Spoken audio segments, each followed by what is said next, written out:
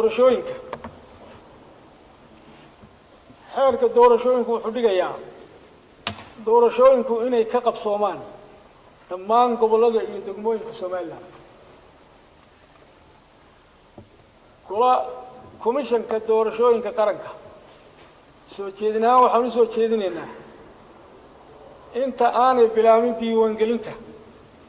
inay sahan sameeyaan ama assessment full assessment inay sameeyaan oo dalka xuduudiisa inta territorialka Soomaaliland gobol iyo degmaba ay soo assess gareeyaan in ay ka wada qabsoomi karayso doorashadu haddii meelo ka mid ah doorashada ay arkaan in xaalado ka jiraan ama mid abaareed ha noqoto ama mid nabadgelyo ha noqoto dalka ilaa iyo xaaladaas ay ka baxayso gobollada ama degmooyinkaasi ana waxaan qabnaa inaan doorasho la qaban karin taas waxay sheegaysaa waxay u dhimaysaa haddii dalka qaybna doorasho laga qabto qaybna aan doorasho laga qaban waxay u dhimaysaa israacsanaanta dhul ahaaneed ee Soomaaliland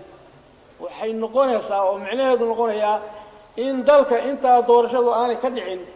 aanay ka tirsanayn Soomaaliland waa fariin aan siinayo weeyaan komishanka qaranka oo maasintii